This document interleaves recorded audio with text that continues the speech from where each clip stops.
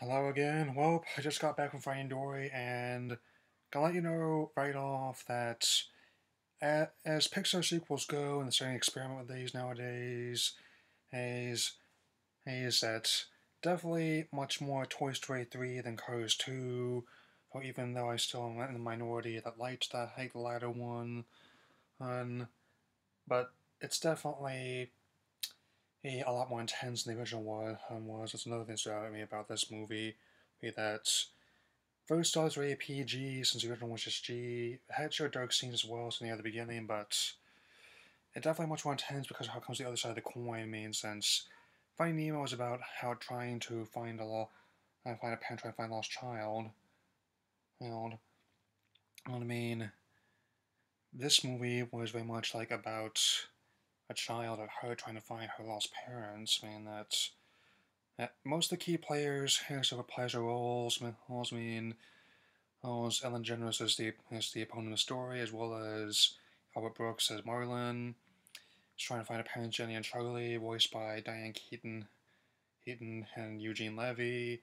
And I also kind of like how the attention to detail near the beginning, that as well as they actually managed to incorporate some of the details of their real life persona, even though they're fish, but thankfully not to the degree the infamous Showtail did. I mean, I used to like that one, but now I think it's when I was 12, but isn't it?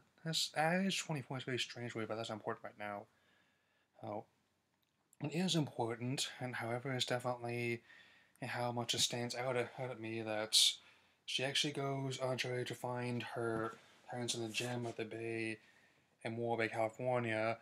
And yeah, I used to live near there. I mean that I think most given places where I lived, had like being Santa Rosa, Guerneville, or Sebastopol. I mean, it was like a day trip at the most, host to the beach, and I've actually been on some of those highways that the has actually driven in this movie, given how this whole near the end this big chase. I'm not giving away too much on the freeway, and in fact, I'm not gonna tell you too much about the whole thing in general. I mean, just by all means, not gonna be a spoilers. Just go see the movie. Won't know if that happens. Being sense happens because it's also definitely a.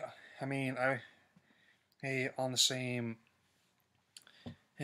order magnitude who that the likes of Toy Story 3, Wall-E, Up and Inside Out are in my eyes made sense. And it's in terms of quality of storytelling, and the animation as usual is incredible.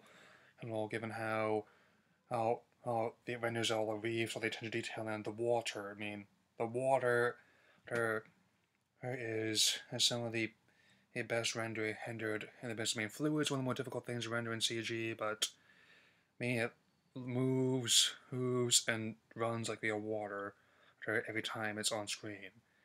And since being in my position, I definitely notice that a lot. Since be it in the aquarium, in the ocean, even the little tanks in the quarantine, and and also I definitely enjoyed the little short near the beginning, hitting the Piper.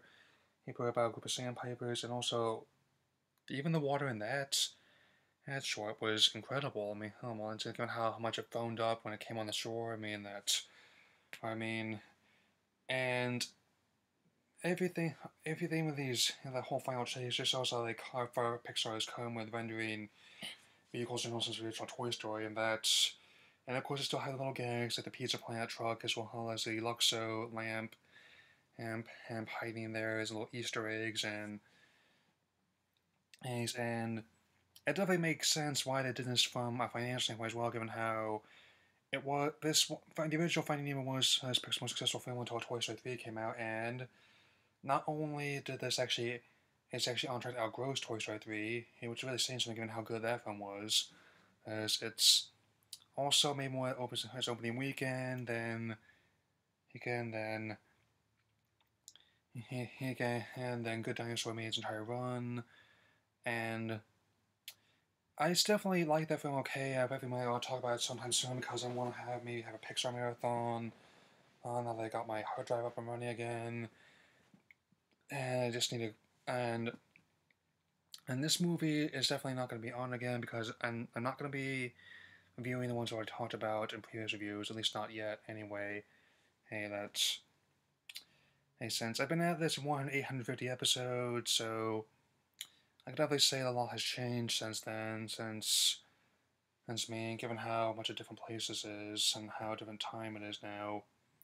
YouTube in particular has undergone a lot of change, but I can definitely adapt to it. I mean, I'm not the same person entirely that I was when I reviewed Cars 2 all those years ago. But this film is definitely a good example of that, example of that idea here. I mean, even though, no matter how far you go, you can also never forget where you came from, no matter how much you try. Hi, that's, hi, and that's probably why but I definitely want to join the list of my favorite Pixar films as well. I can definitely rank all of them in ascending order, order of how much I like them, but that's not going to be important. I'm not going to do that right now. What I am going to do, however, is going to render my verdict. I give this a perfect 4 out of 4, and gonna also have a cut here to talk about some coming attractions I saw during the film. Okay, I'm not going in any particular order on the coming actions, but and since being this is distributed by Disney, it's going to be a lot of those kind of films distributed by them as well. So I'm definitely going to lead with what they led with. However, Rogue One, Star Wars story, given how The Force Awakens is the most successful film ever, before inflation, and Gareth Edwards has confirmed the reshoots are nothing too major, and I'm definitely confident that he can deliver a satisfying movie that takes place after Into the Sith, before New Hope. Hoping right before it's gonna be. I mean, they're gonna be ending the movie right as the TNT4 tries to make off with the Star plans, as Star Destroyers in hot pursuit. I mean, and I definitely, since he directed that independent film Monster, as well as 6 reboot of the Godzilla franchise, after how terrible the 1998 film was, might think about doing that one on sometime soon. And yeah, there's a lot of I have just mostly family films that were on display this time, but I mean the Peach Dragon remake. I'm not looking forward to that too much.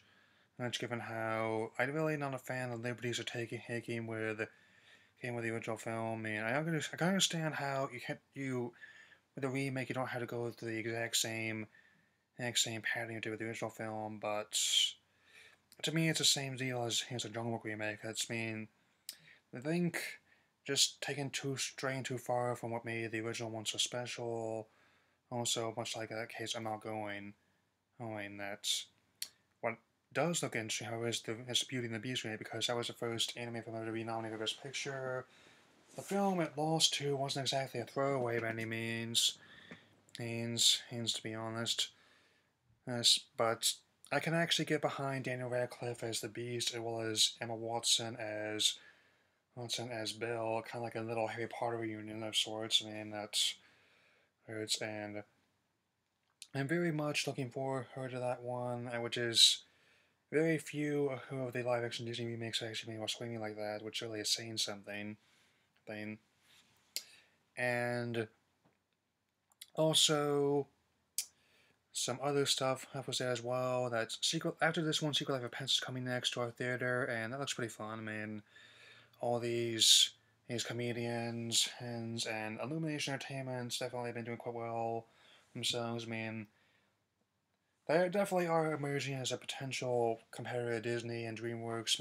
That's given how they have the influence by them, as well as all the Looney Tunes stuff they use. Our theater often shows a lot of those little cartoons where the picture starts. I mean, and even though I'm not a big fan of Kevin Hart, I actually kind of I like how psycho his bunny character is.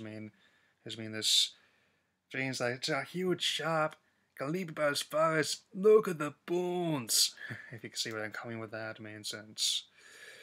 And there was one thing it's definitely gonna be a dud. I think since Ice Age Collision Course. I mean, that's definitely, for me at least, an example of film fans just overseas welcome that.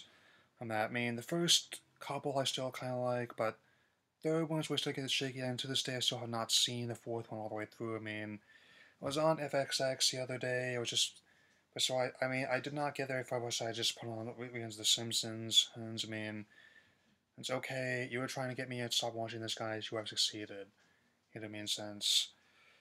And to me, he just lacks the he lacks the appeal for someone my age, the age that a lot of the bigger Disney or Pixar films have. I mean, heck, I mean, even when Zootopia at least tried had to give me something different. I mean, it's just that it kind of lacks the wit and and death I expect in a post Big Hero 6, post Frozen age for anime films. I mean, but speaking of which, it turns out there's another one that looks a lot better, Moana, coming out, which hopefully it'll do for South Pacific what Frozen did for Norway in terms of setting. That's having Dwayne the Rock Johnson as Maui, and a new up and comer as a titular Moana, a South Pacific princess, as it were. That's the animation, as per usual, looks incredible, and I think I'm gonna have to do some house sitting hitting while the people in a few whiles or for July weekend. So I may finally cave and watch Zootopia. I'll be over that time. I'll just let you know what I think. I mean, I may be surprised with it, but I'm not sure. To be honest, honest and honest and okay. So I'll definitely be seeing you all later, and see you, Space Cowboy.